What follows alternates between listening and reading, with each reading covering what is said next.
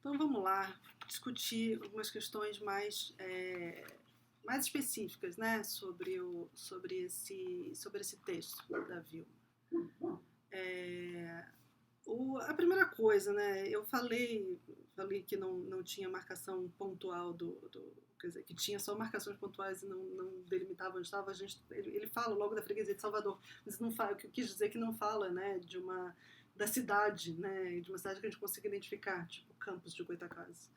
Mas enfim, o que eu queria agora falar é sobre esses personagens, né? A primeira coisa que eu não sei se vocês notaram, né, não sei, ninguém comentou isso especificamente, mas a única pessoa que tem nome e sobrenome, né, ainda nessa lógica, de a quem se alinha, né, a narrativa, a única pessoa que tem nome e sobrenome, e mais que nome e sobrenome, tem nome, sobrenome e título, né, nesse conto, nessa ficção, é o Coronel, né, Coronel Caetano Padilha. Né? Outros personagens, né, têm nome e outros personagens têm até nome e título. Por exemplo, aparece um Reverendo Moura, né? Mas ele é o único que tem título, nome e sobrenome. Né? E, obviamente, isso não é também gratuito. Tem a ver, óbvio, né, com essa questão dele ser o protagonista, e esse protagonista de quem a gente também acompanha, né, a consciência, os sentimentos. Né? Mas não é só isso. Né? Tem uma outra função, me parece, né, que é essa escolha de dar toda essa definição aí, né, toda essa descrição por meio de nome e título, né, que é colocar ele como senhor ali de tudo. Né? Claro que ele não é o senhor do padre, né, do reverendo, mas dentro da família, né, isso é muito impressionante. Né? Vocês observem que a mulher, né, que é o objeto todo desse sofrimento, né, na verdade é o motivo, é o que move todo o texto, todo o conto, ela não tem nome. Né? Ela o nome dela não aparece nunca. Né? Ela sempre se refere a ela como puta, né, que aparece no começo e no final. Né? No final é puta por puta, eu fico com ela que eu já conheço bem. Né? Ou como ela. Né? E essa escolha por ficar sempre repetindo ela, né, é também muito sintomática. Né? Essa ideia de que numa família tradicional você tem o patriarca aí, né, o senhor, né, essa pessoa com título, nome, sobrenome, que é quem manda em tudo, e você tem uma figura feminina, que é simplesmente ela, né, que se torna puta a partir do momento em que comete o adultério. Né? Comete o adultério ainda com uma pessoa de posição extremamente inferior em termos de posição social e em termos de raça, aí dentro dessa organização do coronel. Né?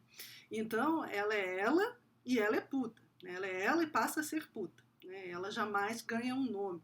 Né? E ela entende-se, né, enfim, subentende-se que ela jamais teria um nome mesmo que ela não passasse a condição de puta. Né? Isso que é mais doloroso, né? Ou mais, enfim, ou talvez não mais doloroso, né? Porque afinal de contas todo o trauma porque ela passa, mas mais grave, né, dessa organização aí, né, dessa República Velha. Né? Então a gente não sabe exatamente, né, em que momento isso se passa, mas se passa em qualquer momento entre a proclamação da República e entre 1889 e a Revolução de 30. Né? Então a gente tem aí, provavelmente a gente está pensando aí no começo do século XX. Né? Outra coisa interessante, né, que eu acho ainda em relação a essa questão dos nomes, né, ela não tem nome, os filhos dele não têm nome. Né? Tudo bem, ela está aí como essa grande vilã, né, uma vilã que não é exatamente uma vilã, porque ela também é o objeto desse sofrimento, razão desse sofrimento todo dele, né? E mais que desse sofrimento, dessa decomposição dele enquanto coronel, né? Ele vai se desmanchando aí, né? Enquanto essa força masculina. Mas os filhos também não têm nome. Né? Os filhos são só os filhos. Né? Essa família da República Velha é feita do coronel, com nome e sobrenome, dela, né? E dos filhos, fracos também. Né? Esses filhos que ensaiam protestar, né? Quando o coronel tortura, né? Tortura ela, né? E eles ensaiam e tortura e expulsa ela da fazenda, né? E eles vão lá, né, ver o que está acontecendo, e isso é contado muito rapidamente, né? Aqui na página, enfim, vocês estão com outro formato de texto, mas contado muito brevemente, né? Os filhos que não tardaram a chegar atraídos pela desgraça foram expulsos no momento mesmo da chegada aos gritos e ameaças. O pai jurava cortar todos eles do testamento se ousassem mover um dedo a favor daquela ordinária. Ordinária é outra versão de puta, né? Era argumento forte e irrefutável. O coronel lhe deu as costas com deboche, os filhos de uma égua. Bateu a porta e mergulhou de cabeça no mau caminho. Papapá. Então, os filhos aqui, eles aparecem, né, para ver o que aconteceu, e numa ameaça de serem deserdados, somem também, né? Só voltam lá no final para receber de volta a mãe, né? Quando o coronel sucumbe aí enfim, a essa verdade dele, né? Que a mulher para ele é ela, que ainda resta sem nome, né? E eu acho interessante desse momento, né? Que o coronel lhes deu as costas com deboche, né? Quer dizer, é mais uma afirmação da fraqueza desses filhos, né? Essa aqui é a Matilda, que está aqui fazendo uma participação especial no vídeo. Não era ela que estava latindo, que estava latindo antes era a Carmela, que está no chão. Enfim, voltando aqui à questão dos nomes. Então, os filhos não têm nome, são vistos com deboche, né? Um deboche por serem filhos da ordinária, né? E com deboche também por serem fracos, né? São os fracos, eles são tão fracos que eles também não foram capazes, né, de fazer nada pela mãe diante da ameaça de perderem a herança. E o triste disso é pensar que esses filhos depois vão ser novos coronéis, né? Enfim, até uma mudança de organização social, né? Que, como alguns de vocês observaram, é uma mudança lenta e que ainda deixa, enfim, marcas, né? E, sobretudo, essa marca do machismo, né? Do homem que acha que tem um poder sobre a mulher e um poder de vida e morte, né? Enfim, mas a coisa curiosa aí, né, sobre essa questão dos nomes é que o amante, né, como ele chama, como que ele descreve o Carluxo, né, um escuro de nascença contratado para trabalho de tocaia contra o vizinho salafrário roubador de terra alheia. Né? Então é esse que fica ali de tocaia para se um vizinho, né, específico lá que gostava de ir empurrando as fronteiras da terra, dá um chega para lá, né? O Carluxo tem nome, né? Tem um apelido, né? Tem um apelido aí, né? Na verdade é um apelido, Carluxo, né? O Carluxo tem nome, mas ela não tem, né? E a outra pessoa que tem nome, né, é a outra negra, né, que é a ex-escrava, ou filha de escravos, né, fica muito claro, que é a Lilica, né? Lilica, negra de confiança herdada do avô, né? Essa que também é outra marca aí, né, desse período da história do Brasil, essa transição aí, né, da pós-escravidão, que ainda é uma escravidão, né? Ainda é uma forma de escravidão, não é uma escravidão no papel, porque o negro não pode mais ter uma propriedade formal, mas ela foi herdada do avô, né? É uma negra de confiança, e é ela que vai lá cobrir ele, né? Quando ele está em desvarios, depois de encher a cara, de ter matado o Carluxo, expulsado, e ter colocado colocado ela, né, para velar uma colcha, uma manta ensanguentada. Né?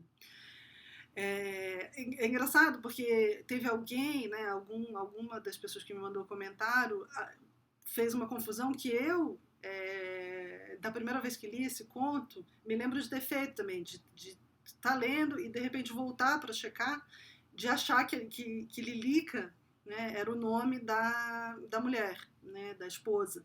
Né? Porque eu acho que é tão difícil, né, tão estranho, né, para a gente essa lógica da mulher não ter nome, né, e dessa escrava, né, entre aspas, aí, ganhar um nome, né, que a gente acaba associando o nome que aparece a essa figura mais determinante, né, na narrativa.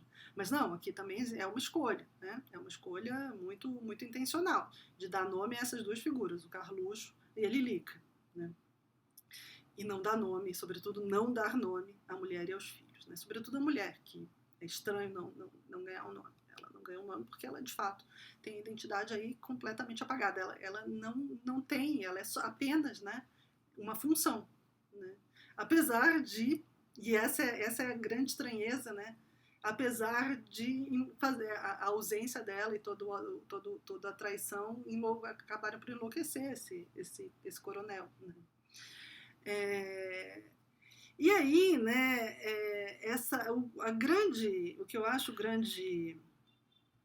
O conto é todo muito, muito bom, todo muito bem construído, ele constrói toda essa realidade social, toda essa questão social e política de uma forma muito, muito eficiente, né? Mas o que transforma ele num conto único, né, na minha leitura, né, uma coisa que eu acho que uma das pessoas que comentou, ou uma ou duas, né, talvez uma das pessoas mais corajosas aí, né, comentou que o fato de que pelo modo como a Vilma constrói o texto, né, e aí essa coisa do discurso indireto livre é muito importante, né, essa coisa da gente se aproximar da consciência dele, se aproximar dos sentimentos dele, é o fato de que por meio desses recursos literários a gente acaba se identificando com essa figura terrível, né?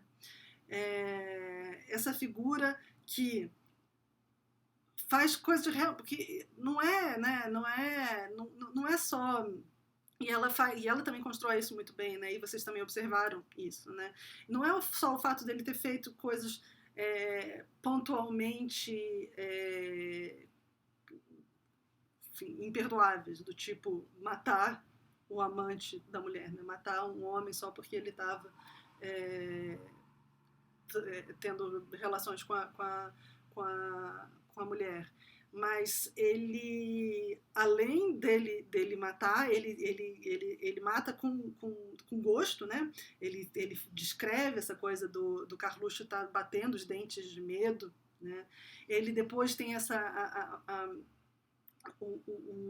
a reação mais cruel, né, que é matar ainda o cachorro, né, enfim, uma figura que não tem nenhuma participação naquilo, né, que é morto simplesmente por raiva, né, por não tem nenhum tipo de noção de justiça, né, ou ilusão de justiça envolvida, né?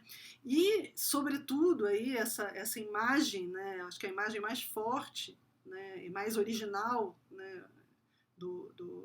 desse texto é essa imagem dessa mulher que é obrigada a ficar velando, né, a ficar observando, né, essa manta. Eles penduram a a manta ensanguentada com sangue do Carluxo, e ela é obrigada a ficar do lado dessa manta até, sem poder sair de lá nem para ir ao banheiro, né?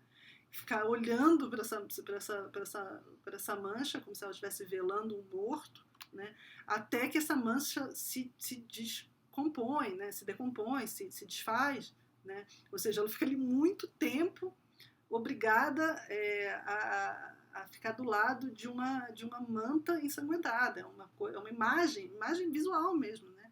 Muito forte, até que ela sai sem nada, né? Expulsa sem, né? E condenada a vagar por aí, né? Depois escreve ela como essa mulher que envelheceu 100 anos e que não está mais nem... enfim, que também já está enlouquecendo um tanto, né? E, então, enfim, é uma figura de fato, o coronel é uma figura horrorosa, né? Horrorosa. O problema é que a partir daí, o problema, né? A questão e o que a Vilma constrói a partir daí é vou falar de novo, né? Essa decomposição, né? Esse desfazimento, né? do coronel também, né? Que primeiro continua, né? Sendo essa figura, continua fazendo coisas cruéis, né? Continua nessa coisa de estuprar virgens negras, né? Meninas negras, depois vai tentar o consolo com outras jovens, com prostitutas, depois tem essa passagem em Macaé, que ele fica num devaneio ali sobre sereias, e aí de repente ele para e fala, meu Deus, né? Será que eu não... E a gente acompanha isso justamente por meio desse discurso, né, indireto, um momento em que ele quando eu falo discurso indireto, isso aqui é um bom exemplo, né? Só para deixar bem claro, né? Então, esse parágrafo que ele fala do mar, né? Um dia, olhando o mar azul de Macaé, depois de uns tragos, concluiu que o único jeito era amigar com moça de certa marca com arremate em rabo de peixe. Em sereia ninguém mete a colher. Raciocinou com lentidão, perdido nos fumos do charuto. Se as partes de baixo dessa dona não serviam para um homem, os recheios de cima não eram de se jogar fora. Melhor então desconfiar. Essa dúvida o assaltou e o fez estremecer. Estaria tomando entojo de mulher? Então, nessa pergunta, né, estaria tomando entojo de mulher, a gente não está mais, né, na perspectiva do narrador do texto. A gente está dentro da cabeça do personagem, né? Ele não está falando, mas por meio do que eu estou dizendo aqui, né, por meio desse discurso indireto livre, isso aqui é o discurso indireto livre, né? Como se o narrador se desse o direito de falar pelo personagem, né? Aqui é o próprio coronel se perguntando, será que eu estou tomando entojo de mulher? Quer dizer, aqui é a derrota, né? É a derrota total dessa figura masculina, desse patriarca, né? O patriarca que pensa, eu não gosto mais de mulher, o que aconteceu comigo, né? Que pode ser esse patriarca se ele não gosta mais de mulher, né? E aí justamente continua com isso, continua, né, o texto no parágrafo seguinte. Com isso foi invadido por grande abatimento moral, um penar sem jeito que avivou a lembrança do vexame passado. Cachorra. Se arrependia agora de não ter incluído a mulher na lavagem da honra, com sua cara fina e olhos de porcelana. Ele, o coronel Caetano Padilha, herdeiro único da Maravilha, que é o nome da fazenda, tinha corrido da rinha. Procedera como engomadinho de vento que não conhece a serventia delas, que não conhece ser autor de qualquer cabrita nos demandos das esteiras. A peçonha azedou no peito, tinha alma negra. E aí ele cai na depressão, né? Leva meses escoiciando e dando voltas, né? A depressão sucedeu a revolta, papapá.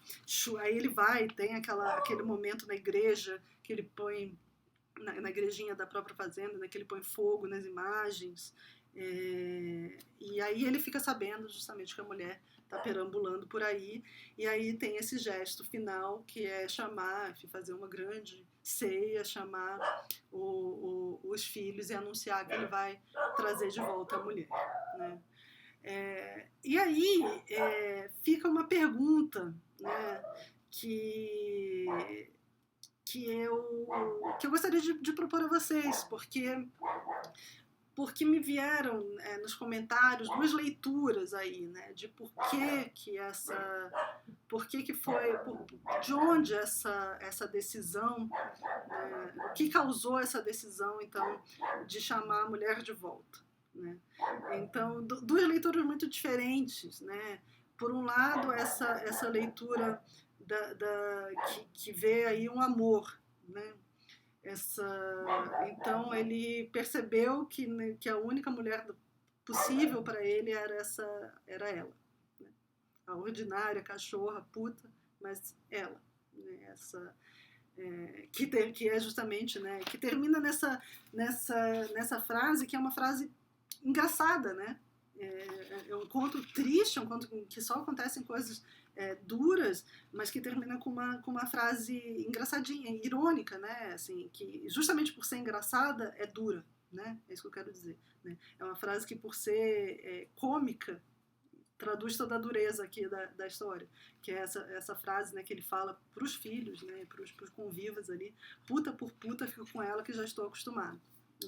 E o que está aqui, né? Se isso, que leva ele a fazer isso? Então, se é o amor por essa mulher, né? Se é um costume mesmo, né? Se não conseguiu se acostumar com outro modo de vida que não com essa mulher, se é simplesmente a mulher que o aturava, apesar de trair com o Carluxo, ou numa outra leitura que apareceu que realmente não me tinha ocorrido e que não é inviável, que é a leitura do remorso, né?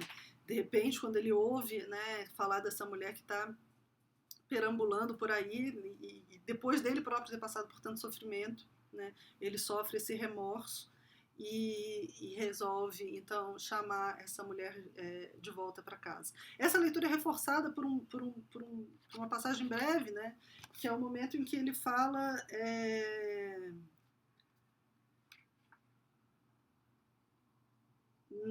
logo que ele começa no parágrafo, justamente logo depois do parágrafo da sereia, né, quando ele começa a ficar muito deprimido, que ele fala que ele está tendo esses devaneios, que ele deveria ter se vingado, que deveria ter judiado dela, e que não devia ter só batido, enfim, né, que deveria ter amarrado, enfim, que devia ter torturado o Carluxo também. Tem todos os devaneios aí da fúria do homem traído, né? E termina falando, para culminar, não parava de ouvir o choro agoniado do cachorro, né? Então tem essa linha muito, muito curtinha, né? Mas que denota esse remorso, né? Esse remorso de ficar ouvindo o choro do cachorro, né? Ele não sente remorso pelo Carluxo, né?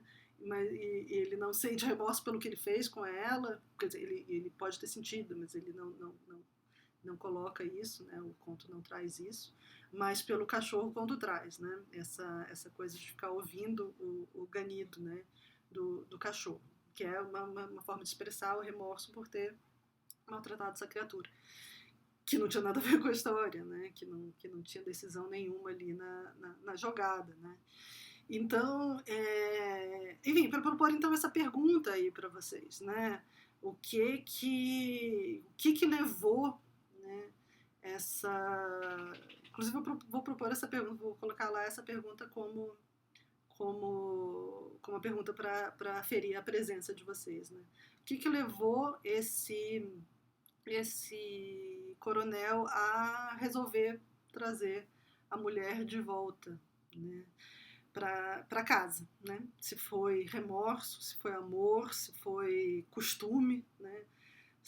O costume é a mulher que eu estou acostumada, então trago ela de volta assim. Agora, eu fico pensando, né, tem fazendo o caso para o amor, para a questão do amor, né, quando ele começa, né, a arrumar a casa e para anunciar, né, que vai chamar a mulher para volta, ele fica muito animado, né, ele fala pela primeira vez em anos, né, e a gente fica sabendo que passaram-se anos, né, pela primeira vez em anos seu coração batia no compasso, né, então pela primeira vez batido, ele não estava acelerado, né? O coração estava apaziguado. Né? Eu comecei falando que isso era o caso para o amor, mas talvez seja o caso contra o amor. Não sei, realmente quero ouvir a opinião de vocês. Mas, enfim, para encerrar, então, né, essa discussão, eu queria só, enfim, falar sobre como esse conto, né, aparentemente esse conto, eu chamando de conto, me sinto sempre traindo a autora, mas esse texto aparentemente simples, né, levanta tantas questões fundamentais para a realidade brasileira, mas também para a literatura brasileira, porque todos esses temas são fundamentais para a literatura brasileira, né? E não só para a literatura contemporânea, mas são temas que ela vai justamente herdar e com um twist, né? Da literatura moderna e da literatura que ela vai herdar da literatura moderna e com um twist vai trazer para a literatura contemporânea, justamente por essa questão da ficcionalização, né, por essa questão também desse uso do discurso. Não que o discurso indireto livre seja uma coisa inventada na contemporaneidade, não, isso é um recurso moderno, mas essa coisa de trazer, né, a nossa perspectiva para essa figura que dentro da própria narrativa está sendo descrita como uma pessoa extremamente cruel, né, isso é bastante interessante e bastante rico, né? Então é um conto que parece uma ficção que parece simples, mas que tem inúmeros pontos aqui a serem tratados, né? E que fazem a gente pensar aí, né? Como o que é, né? Essa tradição da masculinidade no Brasil. Né, da onde isso vem, o que resiste disso, né, o que também dói no homem disso, né, que é um aspecto que eu acho que é um tanto sequestrado da discussão, né, como o homem também é sujeito, né, a essa lógica patriarcal da violência, né, porque quando ele fica pensando, né, tem também uma passagem que alguém comentou que é muito ligeira, né, que ele fala e não é pouco e é certamente intencional, né, o momento em que o narrador fala, o narrador ou a narradora fala, ele diferente da tradição ele escolheu não matar a mulher, né, não é exatamente isso, mas esse é o recado. A tradição seria, né, se ele pega um homem que pega a mulher assim, deveria matar a mulher, mas ele escolhe não matar. Não que ele faça coisas que ele seja tranquilo com a mulher, ele tortura a mulher, né? Essa coisa de botar a mulher para velar ali sem poder sair é uma tortura, né? Não tem outro nome para isso. Mas ele sofre de não né? Ele sofre, ele se sente menos homem por não ter cumprido essa tradição da masculinidade, né? Então esse é um aspecto também forte, né? Esse é um aspecto extremamente interessante e dessas obrigações masculinas também, né? A gente coloca sempre não, obviamente a mulher é muito mais vítima do que o homem, mas o homem também sofre, né? Nessa inserção dessa lógica tradicional da masculinidade, né? E isso o conto levanta também. E isso é um traço bastante contemporâneo dele. Então é isso. Vou postar agora e espero de vocês, então, comentários e a resposta aí sobre essa questão do que levou ele a levar essa mulher de volta para casa. Né? Teve gente que falou, eu que não ia botar alguém que me traiu de volta em casa. Mas o coração é coração e a vida é difícil, gente. E com isso eu encerro, sabe?